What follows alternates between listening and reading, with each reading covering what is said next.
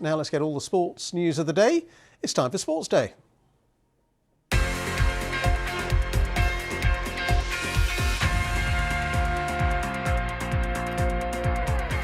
Yes, hello and welcome along to Sportsday. I'm Sarah Mulkerrins. Coming up on the programme, a repeat of last summer's Euros final, but it'll be behind closed doors for England as they take on Italy. A masterclass from Mitchell as New Zealand cruise past 500 on day 2 of the second test against England. And back in the big time, Saracens reached their first Premiership final since finding their way back from salary cap breaches.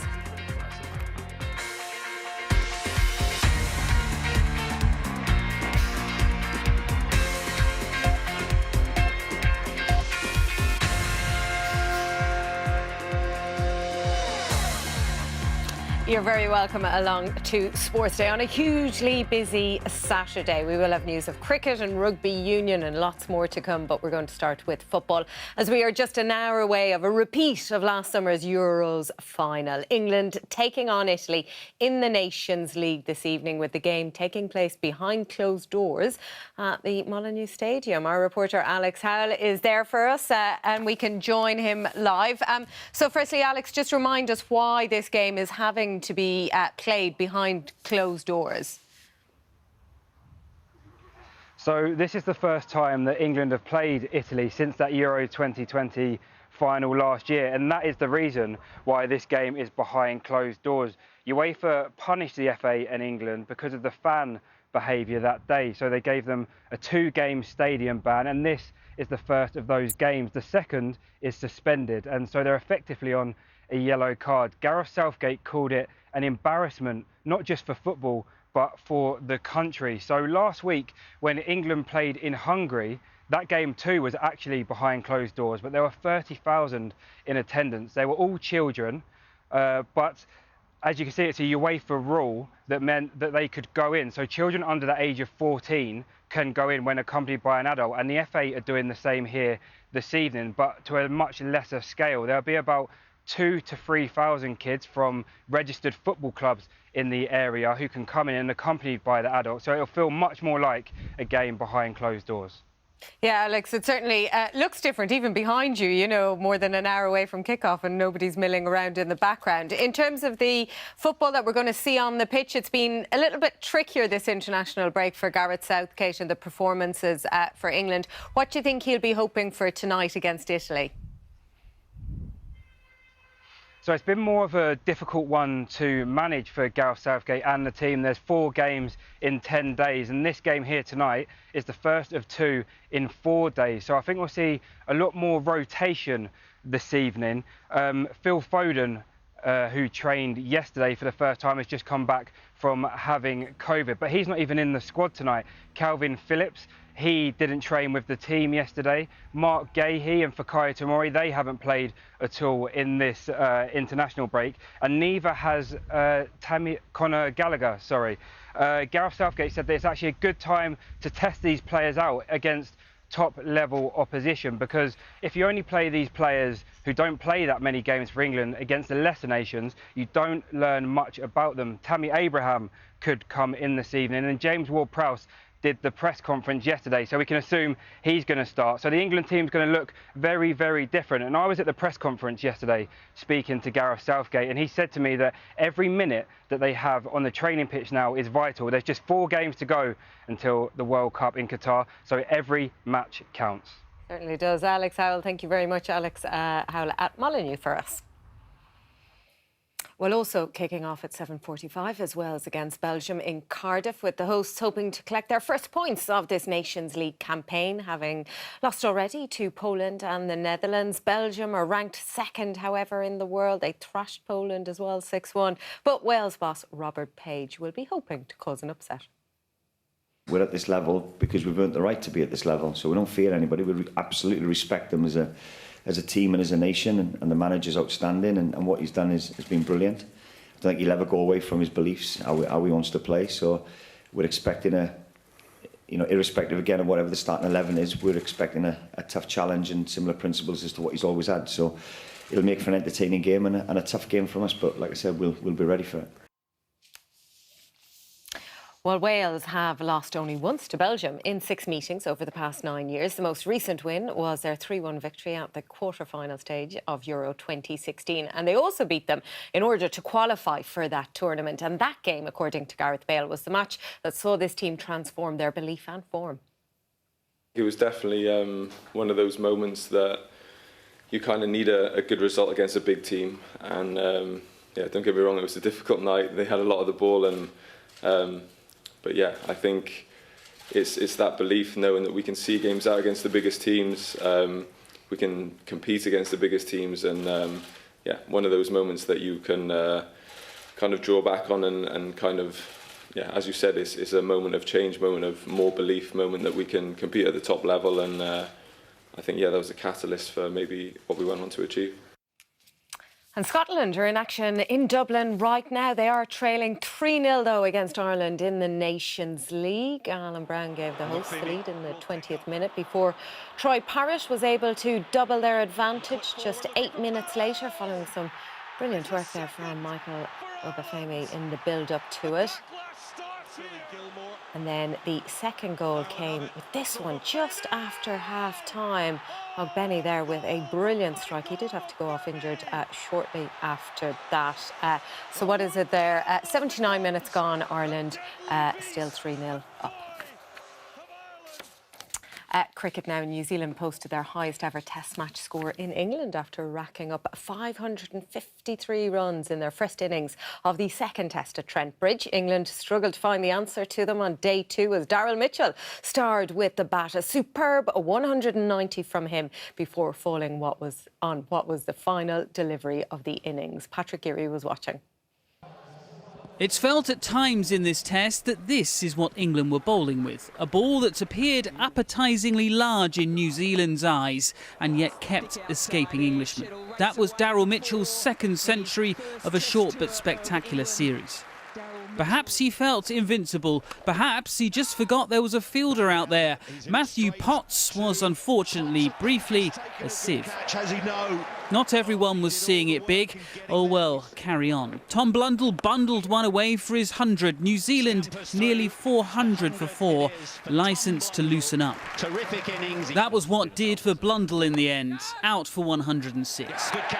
A liberated Mitchell, on the other hand, was putting them in the stands. Heads up, sign him up. Hell of a crowd catch. England needed something, anything. They got rain.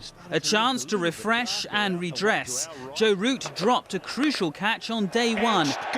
No escape this time. Michael Bracewell out to Jimmy Anderson.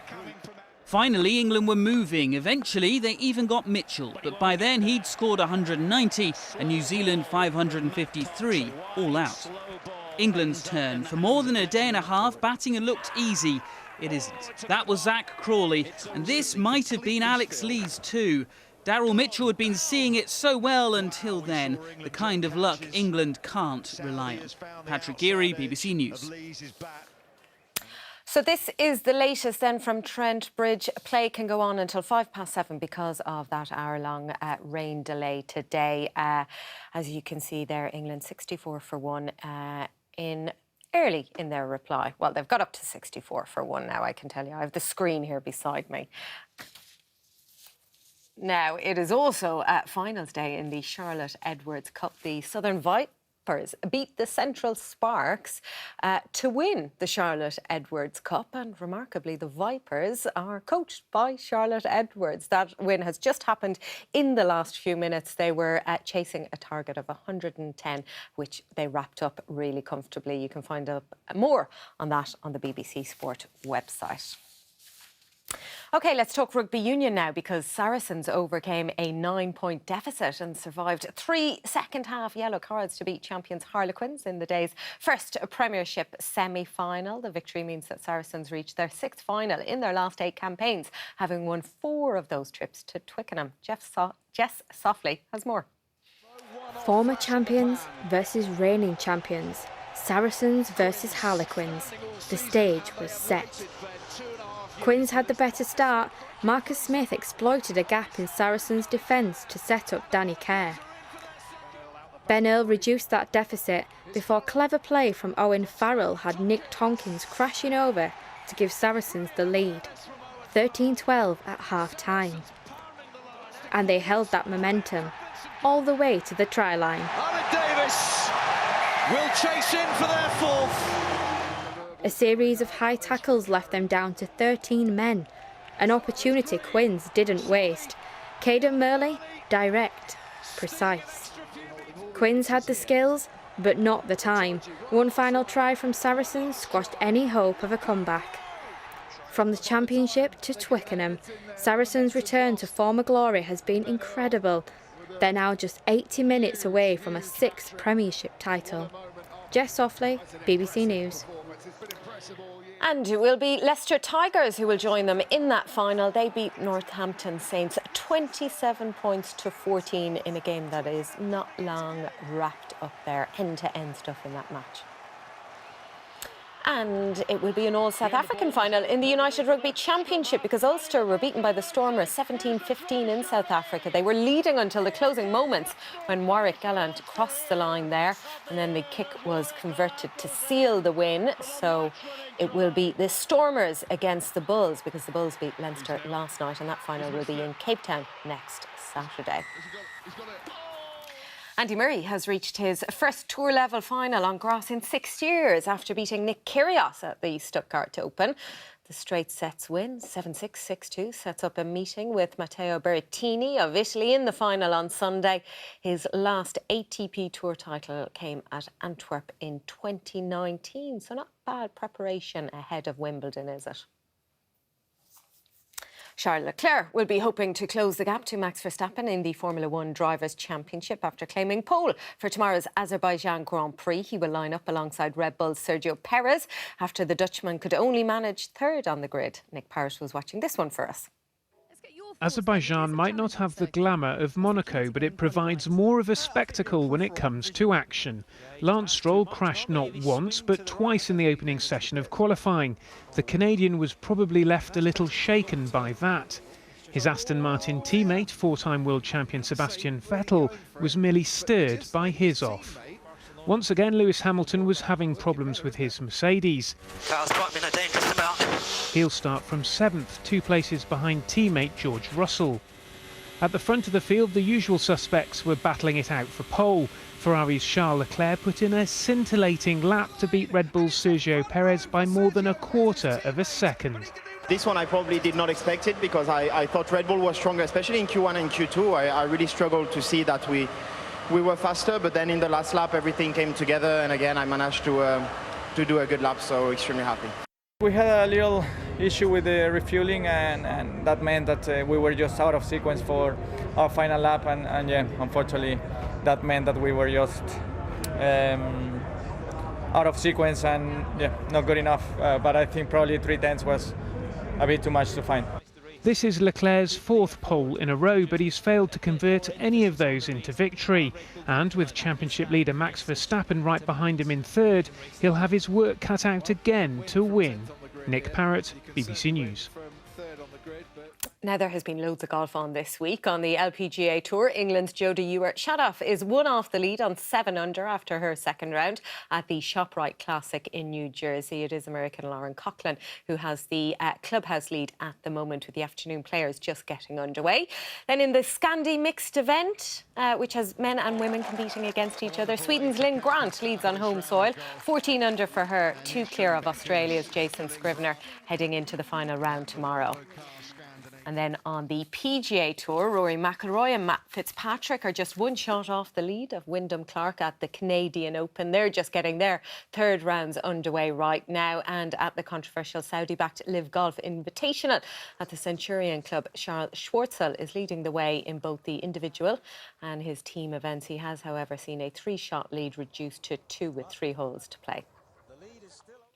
Britain's double Olympic medalist Georgia Taylor-Brown took a 2nd place at the World Triathlon event in Leeds.